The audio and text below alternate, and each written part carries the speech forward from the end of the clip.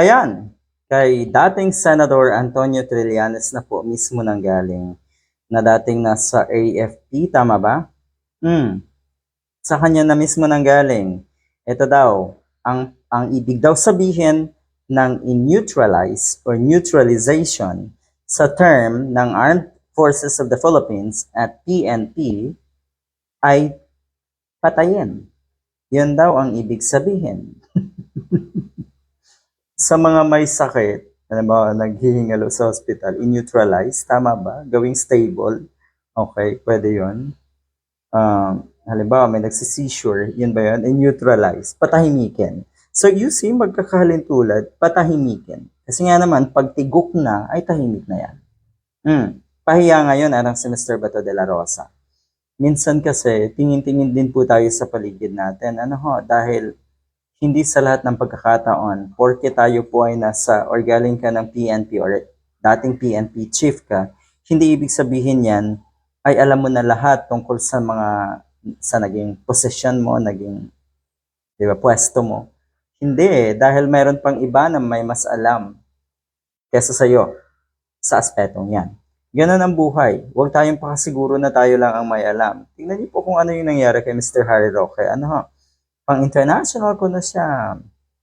Pagdating sa mga investigasyon, mag-i-excuse siya na hindi daw siya lawyer for kung ano man. Anyway, human rights lawyer daw kasi siya at hindi siya yung klase ng lawyer na pwedeng sumagot doon sa ganong katanungan or ganong issue. So ganon, papalusot at papalusot na lang po talaga. Sinabi niyang malinaw sa PNP Memo number 16 na ang utos ay mula sa verbal instruction ni Digong kaya sinunod ng mga pulis ang kautosan. Verbal instruction. Plus may reward system as incentive para nga daw patayin ang mga suspects imbes na hulihin. Yan ang facts. Yan ang totoo. Yan ang nanggaling kay Digong. Yan mismo ang sinabi ni Digong. So alin pa doon at paano nyo pa yan lulusutan? Babalik na rin niya na naman ang ibig sabihin nga ng mga term na ganito.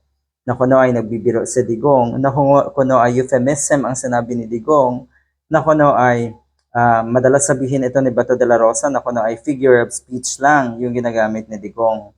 Kaya wag daw nating seryosohin. Mga anyway, muntik na. Anyway, so yun po ang sinabi ni Senator Trillanes. It means to kill. To neutralize means to kill. Maliwanag naman yan, di ba? Ay kung ang sinabi ay neutralize, yun daw kasi in-neutralize, mas gusto daw or encourage daw na lumaban para ma-justify yung pagpatay naman doon sa mga drug pusher na sinasabi nga nila. Masaklap. Pero eto lahat ng yan ay maglalabasan. Mukhang lahat ng yan ay aaminin at aaminin ni Digong. Sinabi niya na accountable siya sa lahat ng nangyari during drug war.